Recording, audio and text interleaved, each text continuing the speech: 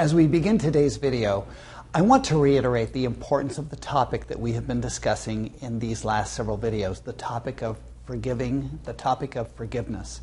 And in no way do I want to minimize any of the pain that you have been feeling about being offended, hurt, betrayed, or whatever it is. It could be so many things in your life that you feel justified in being hurt because of what someone has done.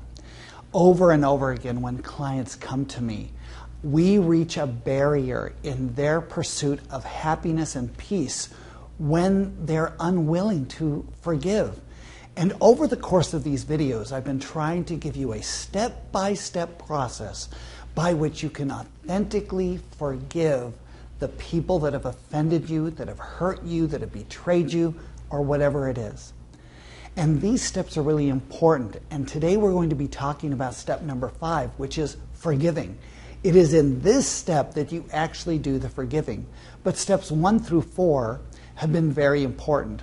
Awareness, desire, acknowledgement, and acceptance. And in the last video, we talked about perception.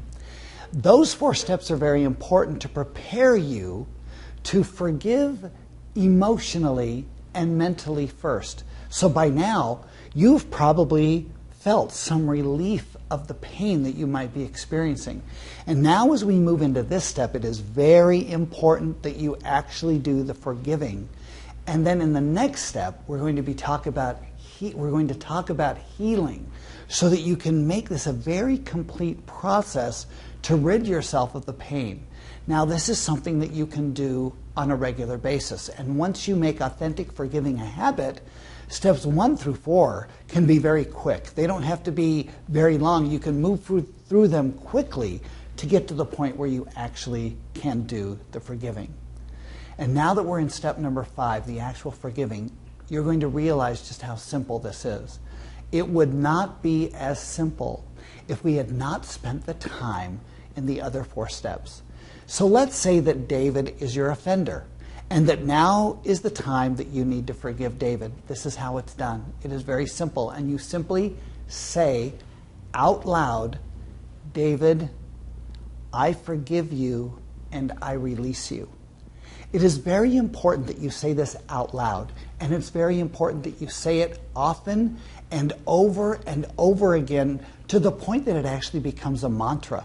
That while you're driving, while you're by yourself, you can do it in the bathroom in front of the mirror, whatever it takes. This is something that you need to say over and over again. David, I forgive you and I release you. And what you're doing is you're actually confirming the forgiving that you've already done in your mind. Remember the visualizations that I've asked you to do on the subject of forgiving? This is now just taking that visualization and making it real. And by actually saying it out loud, it becomes very real for you. And so again, you say, David, I forgive you and I release you. And you say it over and over again.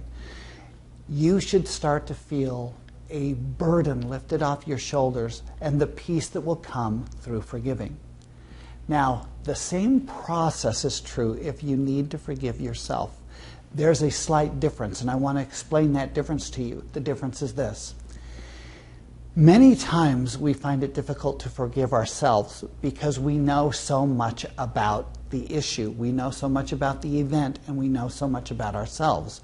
We know our intentions, we know our motivations, and we know exactly what happened. We know the truth. However, I'd like you to consider that you are no longer the person you were when you made that mistake, whatever it is. Whether it was a day ago, a year ago, 10 years ago, 20 years ago. You are a very different person. You have grown. You have learned. And what I'm going to ask you to do is to now consider that the person you are today needs to look at the person that you were then when you made the mistake and forgive that person, recognizing that you're no longer this person. And so you simply say that you forgive yourself. I'll use myself as the example.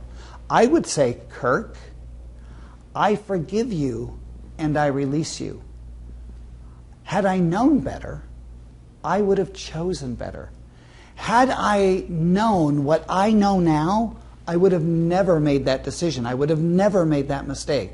And because I'm so much of a better person now, I can look back on that and forgive myself for what I have done. So in essence, you're just forgiving another person.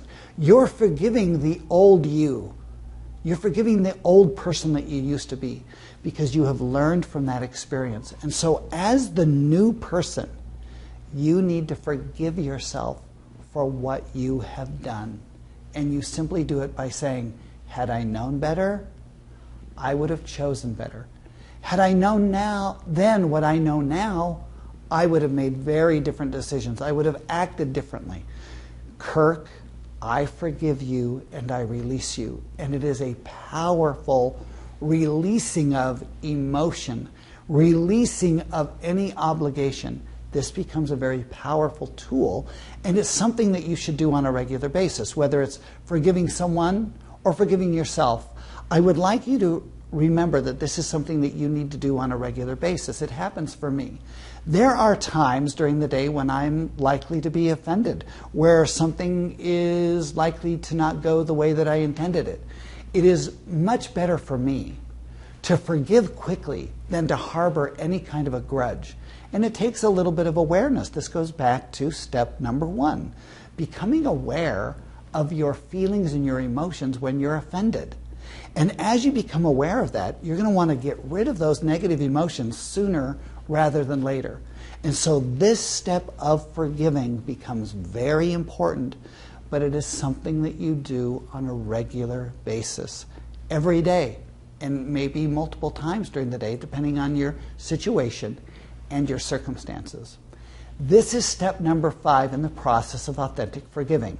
This is the step where you actually forgive the other person. Now you may be wondering, should I do this forgiving in a face-to-face meeting? I say no, don't. If there's a face-to-face meeting that is necessary, you will know it and you will seek it out.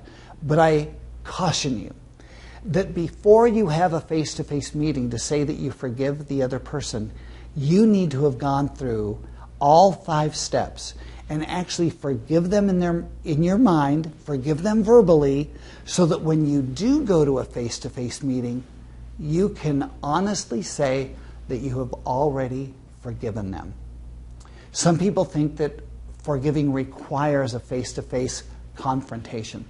I don't think that it does, but you will know if it does. You will not feel that the forgiving is complete until you do.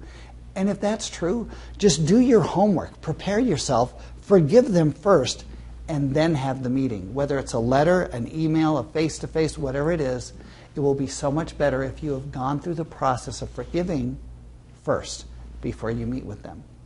In the next video, we're going to complete the 6th step of authentic forgiving, which is healing, so that you can rid yourself of any of the lingering feelings that come from being offended and from being hurt. And this is a very important step, because just the act of forgiving alone is important and it really helps towards the healing.